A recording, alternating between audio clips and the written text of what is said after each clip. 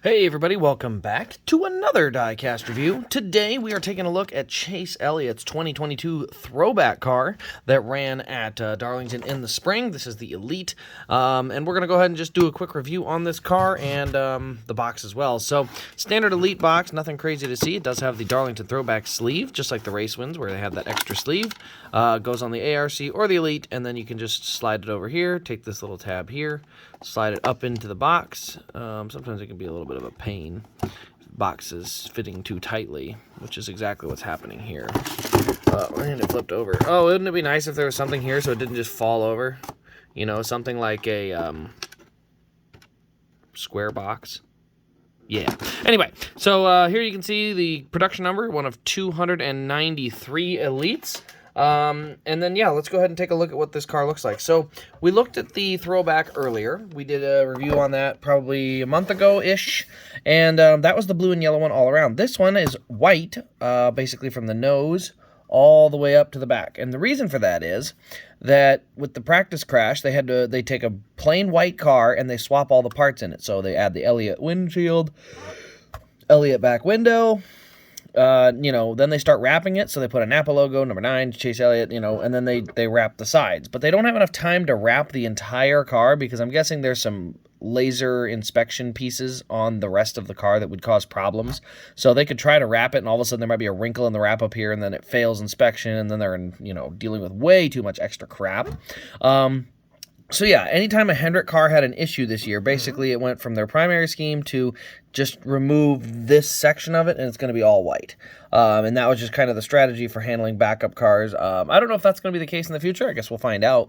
But yeah, you can see here we do have the Goodyear Eagles in the white font. We also have the metallic, or I guess chrome number here for the number 9 there. We got Napa, Napa Auto Parts, A-Shock, Hooters and Lumar, Unifirst, and the ethanol ring. And then, like I said, it does change to the white as you get up here.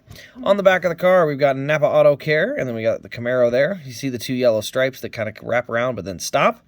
We also have Napa Auto Parts on the rear deck lid, along with DIN number 87. We can go ahead and pop this open and see the fuel cell in the rear of the car. Not a ton of detail to it, unfortunately. Up to the roof, you can see the blue number 9. We can pop that open there, and you can actually see that's our roof flap function. Now, something I will say, if you're wondering why I yawn, by the way, it is midnight, because this is how I have to record.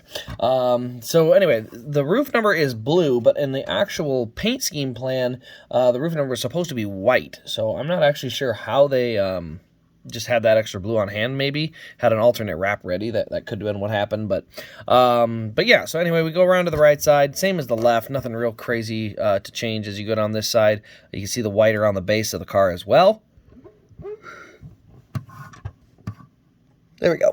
Once you get to the nose, you can see we got the black splitter here, white nose, and then the white hood with the Napa logo on it, number 9 over there as well. We'll go ahead and pop the hood open real quick and get a good look, and then we'll actually go and look at these side by side. So you can see the silver valve covers, silver air filter container, and all the air boxes there that kind of block all the big detail. It is an Elite, so it does have a functioning rear and slightly functioning front suspension.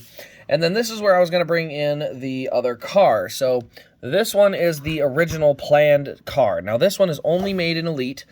You actually can't get it in ARC or 164th. It was an Elite exclusive from Lionel. So here's what you get to see.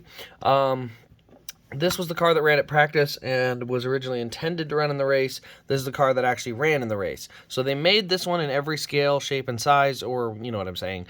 And they made this one as an Elite exclusive. So there's only, I think, 309 of these out there, and there's a lot more of these. Now, I obviously think this one looks better, so I wanted to pick this one up just because it was the accurate Throwback they were trying to run. But I had to pick this one up as well just to have the one that ran in the race. So I didn't figure it'd be too bad to have 2 of them. Kind of a fun story behind it as well. And then, of course, it's just, I don't know, kind of neat to have 2 matching cars in that way. But so, yeah, that's the situation and how that whole thing unfolded. So when you see this car, it is the Throwback. You see this car, it is also the Throwback. And the way to tell the difference of which one is which, clearly just look at the hood and you'll be able to tell that difference. Personally, I do prefer this one. Don't get me wrong, the white doesn't look bad, but, having the full blue and yellow around the whole car, definitely something I like a lot more than the white across the top. So that's my personal preference, but Both of the throwbacks look pretty darn good. I love the chrome number. I hate the number location. I will never, ever, ever back down from that. I shouldn't say that. I could have my mind changed if it suddenly looks good, but it won't, so I'm not worried. But yeah, I obviously prefer the one on the right. I like the one with all the color. I think it just looks better. It's too bad he couldn't run it. But that being said, it is kind of a fun story nonetheless. So anyway, guys, that'll pretty much wrap up this video. Let me know your thoughts in the comments below. If you're interested in picking up a Chase Elliott Throwback, this version, I don't think these are available anymore, but this version, you can try and, let's see, I don't think I have any left at RIS Diecast, so it would take a email or a message, and I can pick those up. But also, I just wanted to give a quick shout out to the stream that's going to be tonight. So for those of you watching, this is probably going to post around 3 o'clock. Going to go live around 6:30, depends on when I get back from work. And we're going to be doing a Lego build and just sort of hanging out tonight, showcasing a couple of new 1/64ths that came in. So we're going to do that as well. So come on over, hang out, turn on the notification bell so you don't miss the stream tonight.